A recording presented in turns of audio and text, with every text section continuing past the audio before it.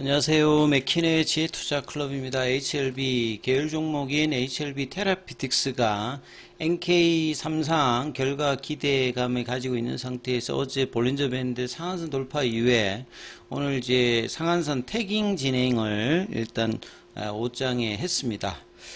자, 계열 종목인 생명과학, 제약, 테라피틱스, 글로벌 차트론까지 같이 한번 살펴보도록 하겠습니다. 자, 오늘 이제 테라피틱스가 어제 HLB 쪽에서는 가장 강력하게 올라갔고, 그 흐름들이 이제 순환매까지 이어지기 위해서는 테라피틱스가 견조한 흐름을 좀 가야 된다고 계속 말씀을 좀 드렸는데요. 그래서 6월 달에 이제 두 가지 HLB 그룹에서는 모멘텀이 있죠. 전체적으로는 결국 리서브션 관련되는 부분에 불확실성이 좀 해소될 수 있는 시기가 6월달, 뭐 늦어도 7월달쯤에 나와야 되는 연내 어떤 결과를 보기 위해서는 뭐 그런 어떤 주가 상승의 모멘텀이 하나가 있고, 그 다음에 계열 종목인 이 테라피틱스의 NK 관련되는 부분에서 탑라인 데이터 발표가 어떻게 되느냐가 뭐 일단 가장 중요하죠. 최근에 탑라인 데이터라든지 라이센스 아웃 관련되는 부분에 긍정적인 회사들이 주가도 급등하는 흐름을 보이고 있기 때문에 테라피틱스가 기대하는 만큼의 결과가 나온다라고 하면 테라피틱스 주가뿐만 아니라 HLB 그룹 전체적으로도 순환매를 낼 수 있는, 그러니까 두 가지 재료 중에서 테라피틱스가 좀 더 먼저 움직일 수 있는 지금 가능성이 좀 더 높아지고 있는 상황이고, 주가도 이런 부분을 좀 반영을 하고 있는 상황이다, 이렇게 보시면 될 것 같은데요. 자, 신경영양성 각막염, NK 치료제, RGN 259 관련해서 유럽의 임상 3상에 지금 이제 데이터 프리즈 이후에 최종이 이제 파이널 리뷰 흐름이 지금 나타나고 있는 걸로 지금 보여지는데요. 그래서 파이널 리뷰 이후에 데이터 락업 기사가 이번 주나 아니면 다음 주에 나올 가능성이 굉장히 높은 지금 지점입니다. 그리고 난 다음에 한 데이터 락업이 들어가게 되면 10일 정도 이후에는 빠르면 최종적인 이제 탑라인 데이터가 나오거든요. 그러니까 주가도 이제 이런 부분을 반영하고 있으면서 일봉상에서 움직이고 있고, 주요한 볼린저 밴드 상한선을 어제 돌파했다는 것들이 상당히 뭐 중요하다라고 봐야 되겠죠. 그래서 내용을 좀 보게 되면 계속 드렸던 내용입니다. 자, HLB 테라피틱스의 이 RGN 259 관련해서 임상 데이터 발표 기대감이 계속되고 있다. 자, 유럽 임상뿐만 아니라 미국의 이제 임상 3상은 연내에 이제 하반기 정도에 이제 결과 발표가 예상이 되고 있는 상황입니다. 그러니까 유럽이 좋다면 미국까지 이제 기대가 이어져서 전체적인 이 RGN 259 관련되는 가치 평가가 높아질 수 있는 상황이죠. 유럽 임상 같은 경우에는 3월 달에 참여한 마지막 환자의 약물 투여가 종료되는, 그러니까 안구건조증이라든지 뭐 이렇게 신경에서 각막이라든지 눈 관련되는 부분들은 임상의 기간이 그렇게 길지를 않습니다.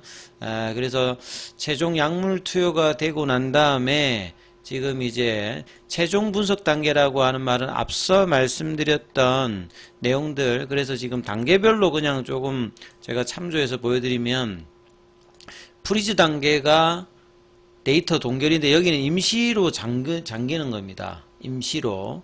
그러니까 이제 수정이라든지 이런 것들이 이제 일단 좀 어려운 어떤 그런 부분이고, 요 상태에서 이제 파이널 리뷰로 락업 전 최종 점검을 합니다. 왜냐면 락업이 되면 아예 이제 접근 자체를 못 하거든요.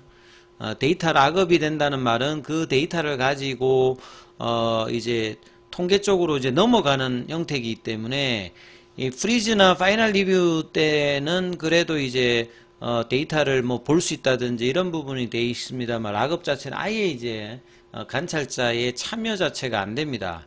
왜냐하면 이제 이 통계사로 보내지기 때문에 그 통계 분석을 한 10일 정도 하고 하기 때문에, 지금은 이런 락업으로 가기 마지막 이제 리뷰 단계니까 이 부분들은 이제 오래 걸리지 않습니다. 프리즈 단계가 이제 시간이 좀 걸렸던 부분이거든요. 그래서 앞에 있는 이 내용에 보면 최종 분석 단계라는 게 저 이야기를 하는 겁니다. 그래서 이달 내로 탑라인 데이터인데, 지금 현재 분위기를 본다면 다음 주에 이제 만약에 이제 락업 기사가 뜬다라고 하면 6월 말에 이제 탑라인 데이터를 볼 수 있는 거죠. RGN259 같은 경우는 기전 자체가 티모신 베타4 기반의 치료제입니다. 이 티모신 베타4 같은 경우는 인체 내 자연적인 어떤 물질이고요. 그래서 뭐 상처 회복이라든지 여러 가지 어떤 이제 기능들을 하고 있는 분인데 몸 안에 있는 부분의 물질이기 때문에요. 장기간 뭐 복용해도 이렇게 문제가 되지 않는 거죠. 예. 몸 밖에 있는 물질이 아니기 때문에. 그래서 NK 쪽에서는 지금 FDA에서 허가받아서 1년에 1조 이상 넘게 이제 팔리고 있는 게 이탈리아 돈페사의 옥사베이터입니다.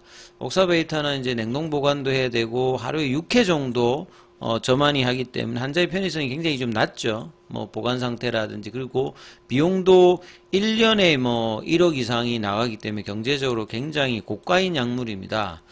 근데 이에 비해서 이제 RGN259 같은 경우에는 이제 상온에서 이제 보관이 강합니다. 상온에서 이제 뭐 보관이 가능하고, 그 다음에 투약 횟수도 이제 6회에서 5회로 옥사베이터보다 조금 줄어 있고요.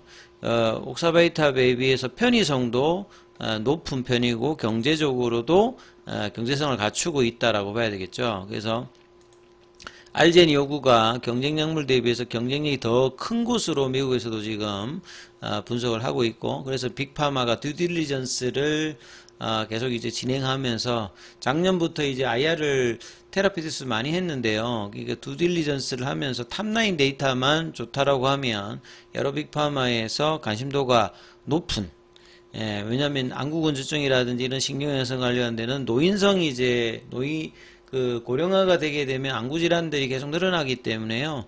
자, 이런 부분들에 대해서 빅파마의 관심도는 계속 높은 상태다. 그리고 유로빔상 같은 경우는 환자 모집 이후에 데이터 프리징 상태에서 마지막 점검. 그러니까 지금은 이제 뭐 라스트 파이널 리뷰라고 보시면 됩니다. 파이널 리뷰 단계인 것 같다. 이렇게 좀 보시면 될 것 같고요. 신경연성 각막 같은 경우에는 이제 희귀질환 쪽에 해당되기 때문에 희귀질환 미국에서는 뭐 한 10만 명 미만은 희귀질환이거든요. 그래서 한 6만 명 이상의 정도가 환자가 있고 2030년도까지 계속 이 부분들은 시장 규모는 한 2조 7천억대로 꾸준히 성장하는 이런 어떤 부분으로 좀 보시면 될 것 같고요.